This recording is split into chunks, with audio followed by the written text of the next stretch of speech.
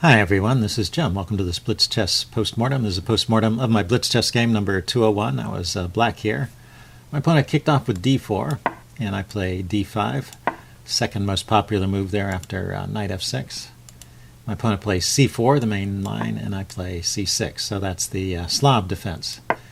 So it's a decent defense. Just shores up the center without immediately closing in the bishop, although often you end up in a semi-Slav where the bishop is closed in anyway, but you're delaying that for a move or two. Knight f3, knight f6, and e3. So e3 is a bit of a quiet move, but I play it myself because it at least guarantees that this pawn on c4 is defended, whereas if you play the main move, knight c3, there's lots of different lines where black can try and grab that pawn and hold on to it. So e3 does away with all of that, and e6 is one of the replies. You can also take the bishop outside the pawn chain with bishop f5 at this point if you want to. I play e6, so setting up this triangle, locking in my bishop, but I have plans to free it later. Knight c3, the main move, and knight bd7. And now here we get the first really unusual move, which is a3. Normally this would go bishop d3, and pawn takes c4, bishop takes c4, pawn to b5, and bishop back to d3.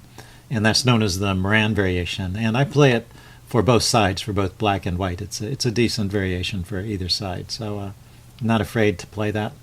But he played a3 here, which is kind of a waiting move. I'm not really threatening anything. I guess it stops bishop to b4, pinning the knight, but I wasn't planning to play that anyway. So I put my bishop on d6. This is a good active square for the bishop, and you should place it here when you can. The only thing to watch out for is that if white can push his pawn onto e5 here with tempo, forking the bishop and the knight, that can be a problem. And also if the bishop is pinning the knight, then often you want the bishop on e7. But if neither of those conditions holds, then the bishop on d6 is just a better, more active square for that bishop, so good spot for it. So my opponent tries to dislodge my bishop with c5, and that's probably not the best way to play. He should probably just continue developing his pieces rather than pushing his pawns. But it gives him space on the queen side, so he has some advantages. So I just move my bishop back to c7, keep it on this diagonal here, and we're pretty much out of the opening book here. My opponent played b4, showing up his pawn triangle, and I castle. I could have played e5 on this move here. It was in the opening book, and it was also a recommendation of the Chess Engine as one of the moves. But I don't know this position that well, and I'm not going to play it. I would prefer not to play a move like e5, opening up the position while my king is still in the center. So it's just a general rule. If you don't know what's going on, get your king out of the center before opening it up. So my opponent played bishop d3, and now this is a good time. I've gotten my king to safety. My opponent's king is still in the middle, so just push on with e4 and try and open things up and take advantage of your greater space. You need to do something active in the center, because otherwise white's queenside expansion here will become a problem in the long run. So you need to actively work to counter that. So my opponent played a bad move here. He played e4. This just helps me to open things up. So I take here. This is a move I wanted to play. You just have to be cautious to make sure there's no tactic with the pawn pushing to e5 before you play something like that. But it worked in this case. And then I could just grab the pawn, and the engine thinks that's the best thing to do here. I played rook e8, just pinning the pawn and putting more pressure on the center. He defends with f3. It's interesting. Yeah, the engine wants him to just castle and give up the pawn. Probably a good choice. Get out of trouble at this point. But he played f3, holding on to his pawn, and I exchange.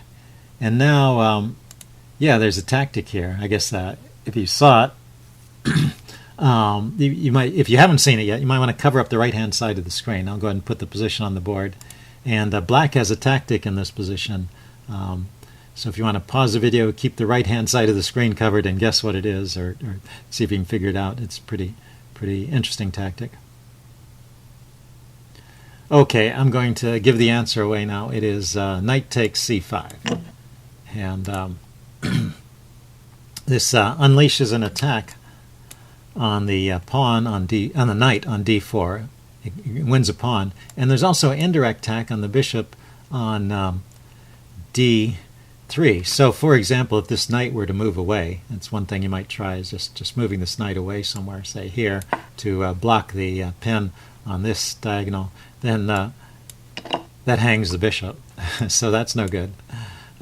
Notice that this knight can't move. Otherwise, you might like to take here on f6 with check and kind of disrupt my pawns. So there's basically nothing to be done here but lose the piece. So taking the knight is probably one of the better tries.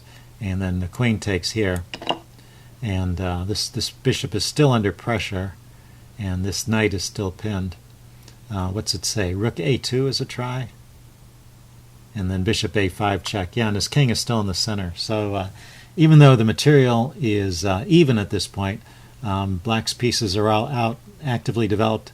White hasn't castled yet, and he's just in big trouble. So anyway, that would have been the best way to play. I just retook the knight automatically, but that's one of those things to keep in mind. I always look for the best move in these positions instead of just reacting to what your opponent does.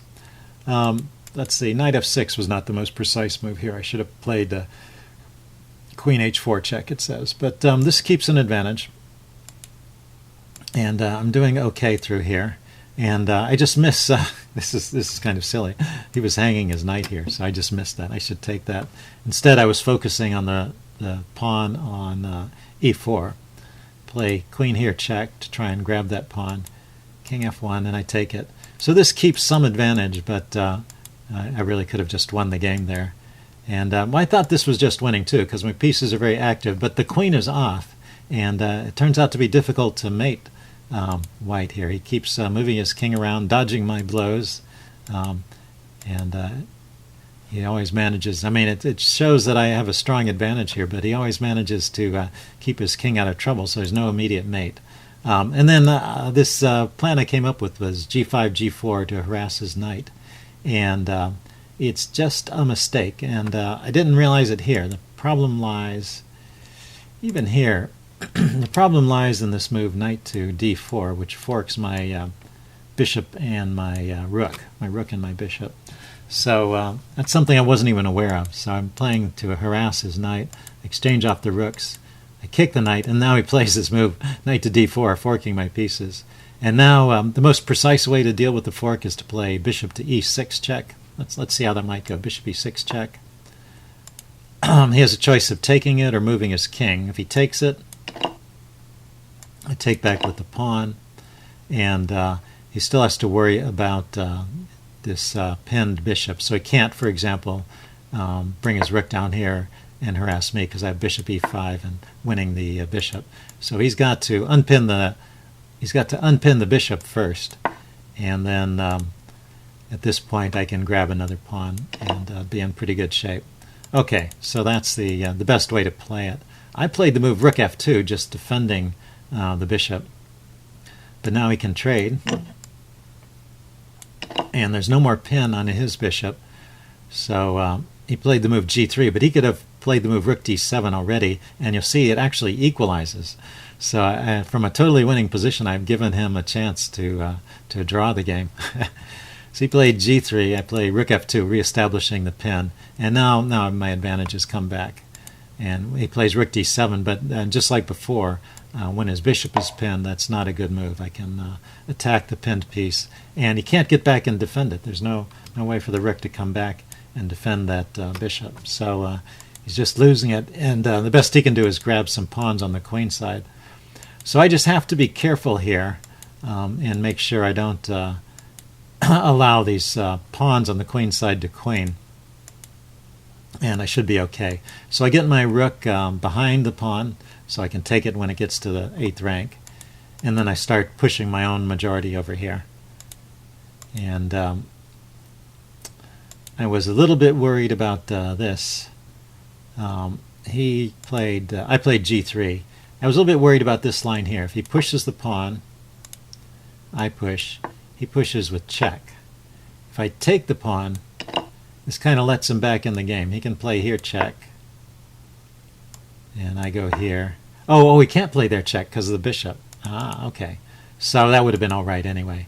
Or I could just play simply king h7, stopping the pawn, and then he has no way of preventing this pawn from becoming a queen. So that would be winning. So it didn't really matter what he played at this point. He tried rook g8 check immediately. This is a common tactic where you move the rook with tempo and then queen the pawn. It doesn't work in this case because I can take the rook, and when he queens the pawn, I can take the queen. So this is a point to remember when the king is over here on the second rank, and the rook is behind the pawn. This trick just doesn't work with it coming out in check. Now, if my king was somewhere else, say maybe on g6 there, then he could play rook g8 check. I move my king to h7. Then he could queen the pawn, and it's protected by his rook. So that would be okay for white, or at least it would be a way for him to win a piece. I might still be winning because of my advanced pawn, but anyway, but this rook g8 check doesn't work when I have a king here and a rook over here. So I take the pawn, he queens, I take the rook, and then I take the queen, and, and then he resigns. So that's it. So I hope you guys enjoyed that one. If you have any comments, leave them in the section below, and I'll see you again soon. Bye.